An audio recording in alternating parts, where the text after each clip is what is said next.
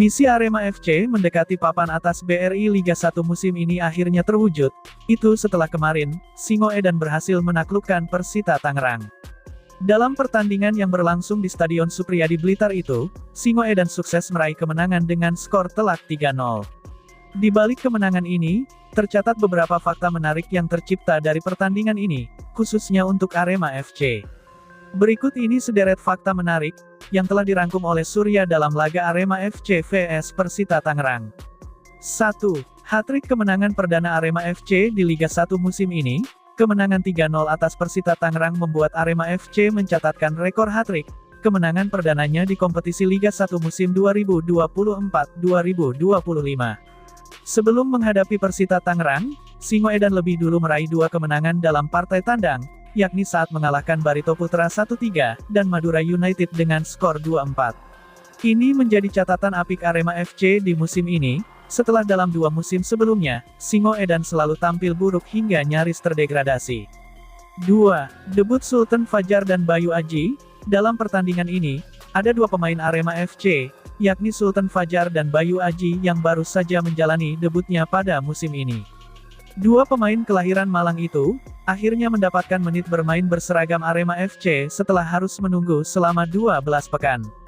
Sultan Fajar tampil sebagai starter sejak menit awal, dia dipercaya sebagai jenderal di lapangan tengah, mantan pemain Persis Solo itu bermain cukup konsisten dalam mengatur irama permainan. Duetnya dengan Julian Guevara di lini tengah, tidak mampu diimbangi oleh barisan lini tengah Persita Tangerang. Alhasil, Singoedan tampil cukup mendominasi dalam pertandingan tersebut, hingga meraih kemenangan 3 gol tanpa balas. Sedangkan Bayu Aji, dimainkan oleh pelatih Joel Corneli pada menit 90 menggantikan Dalberto, pemain yang berposisi sebagai bek tengah ini hanya bermain selama 5 menit. Meski waktu bermainnya hanya sedikit, namun Bayu Aji sukses menjaga gawang Arema FC tidak kebobolan. 3. Jayus Haryono cetak assist. Dalam pertandingan ini juga menjadi momen spesial bagi Jayus Haryono, gelandangan pengangkut air yang dimiliki oleh Arema FC. Dimainkan sejak babak kedua, Jayus Haryono langsung tampil beringas di lini tengah Singoedan. Kesempatan ini pun tidak disia-siakan oleh pemain berusia 27 tahun ini. Terbukti pada menit 96, dia mencetak assist gemilang kepada striker Arema FC, yakni Charles Lokolingoy.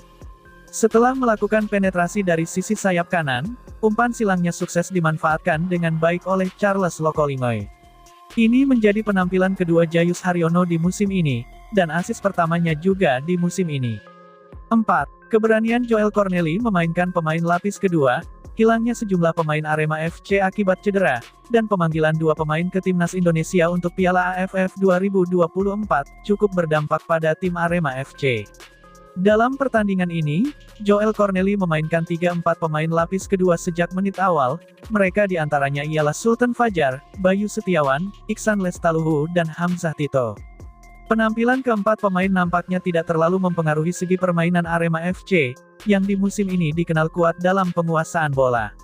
Terbukti, dengan 3 gol yang mampu disarangkan oleh Arema FC ke gawang Persita Tangerang. Joel Corneli pun sampai memuji akan kualitas para pemainnya, yang ternyata siap setelah mendapatkan kesempatan bermain. Ya, banyak pemain baru yang baru mendapatkan kesempatan bermain, tapi dari kesempatan itu, penampilan para pemain luar biasa, ungkapnya. Di sisi lain, jelang pertandingan menghadapi Persebaya Surabaya nanti, Joel Corneli mengaku tidak memiliki persiapan khusus. Dia hanya meminta para pemain untuk tetap fokus, dan menjaga konsistensi kemenangan yang telah diraih selama ini. Meski dalam pertandingan nanti tidaklah mudah, namun Arema FC bertekad untuk mencuri poin di Surabaya. Singoedan memiliki ambisi untuk menjadi tim kedua, yang mampu mengalahkan Persebaya Surabaya pada musim ini. Fokus kami sekarang adalah Persebaya dan Derby Jatim, kalau kami meraih kemenangan, maka posisi kami bisa naik lagi di papan klasemen, ujarnya. Sementara itu, ujung tombak Arema FC, Dalberto kembali menjadi top skor sementara Liga 1, hingga pekan 12 dengan torehan 8 gol. 1 golnya ke gawang Persita Tangerang pada menit 50, membuat dirinya untuk sementara menjadi striker tertajam di Liga 1 musim ini. Sejak didatangkan Arema FC dari Madura United pada musim ini, penampilan Dalberto mengalami peningkatan performa, dari musim sebelumnya yang hanya mencetak 5 gol, dari 17 pertandingan saat bersama Madura United. Kini catatan gol Dalberto telah melampaui rekornya tersendiri pada musim lalu. Dalberto kini menjadi gol getter maut yang dimiliki oleh Arema FC. Di sampingnya ada Charles Lokolingoy, yang kini juga mulai gacor dengan telah menorehkan 3 gol sejauh ini. Menarik dinantikan pertandingan laga tandang Arema FC vs Persebaya Surabaya nanti.